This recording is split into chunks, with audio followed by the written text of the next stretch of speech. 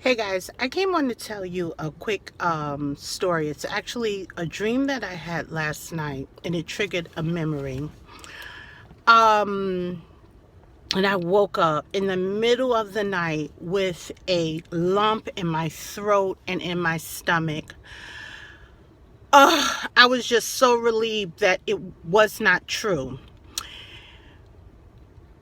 I don't know why, but I was dreaming that I had to do a photo shoot. And I called the photographer up, real person, a real photographer I know.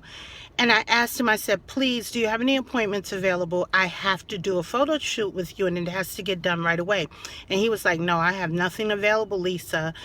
And I said, please, I really have to get this done. And he said, well, you know what? I'm going to squeeze you in for 11 the very next day. And I continued to dream. And I dreamed that I woke up and it was like 2, 3 in the afternoon, almost 3 in the afternoon. I have no idea why my brother was in the dream and he was in the other room. And for some reason, he was going to be bringing me there. And I woke up and I was like, why didn't you wake me up? And blah, blah, blah.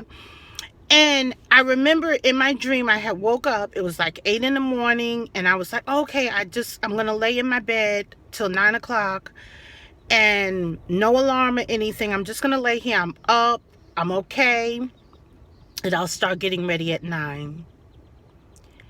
And when I woke up, like I said, it was 3 in the afternoon. And I woke up in a panic state like, oh my God. And I guess that's because I'm always running late. But anywho, it triggered a memory, guys. Years ago, when I was modeling, one of my clients flew me into North Carolina. And they put me up in one of those hotels that were similar to like a Red Roof Inn, something like that, like a perfectly nice hotel, but definitely it was not no swanky swank. And I was checking out the next morning, and it was about 8 a.m. in the morning, and the young lady, who probably was no more than about 22, 23 years old, was checking me out. As I was being checked out, some man, and I remembered he had one. He reminded me of Death of the Salesman. He looked like that, if you know that book. Suit disheveled, tie hanging off to the side of his shirt open, and he came flying up to the front, screaming at the girl that he did not get his wake-up call for 5 a.m. in the morning. And he's like, why did I get my wake-up call? I mean, this man is ballistic. He is going off.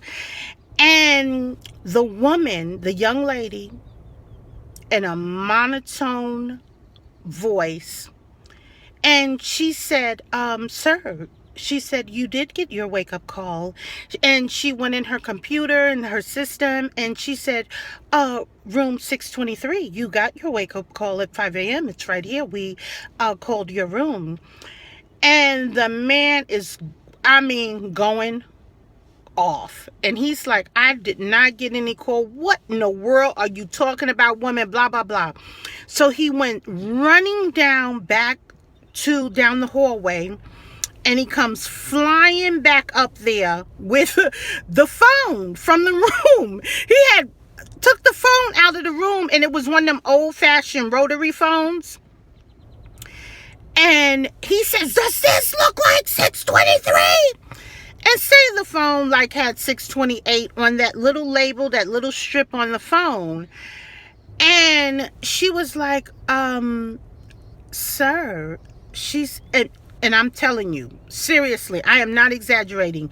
She kept this monotone, professional voice. And she just simply said, sir, you didn't look at your room number before you walked in your room?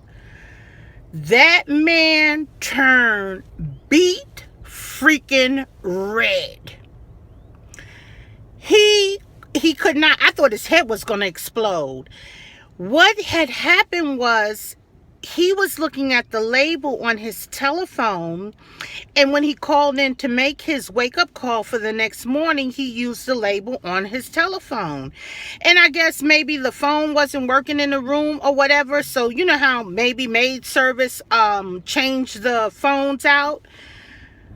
Oh my gosh. Oh my gosh.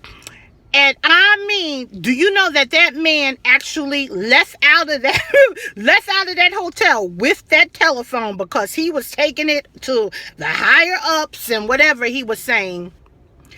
He was going off, but I said, wow. And she, let me tell you, she finished up with me, and home girl never flinched. She was not moved whatsoever. And it just triggered that memory today. And I was like, oh my God, because I will never ever forget that. Oh my goodness. It was just like the most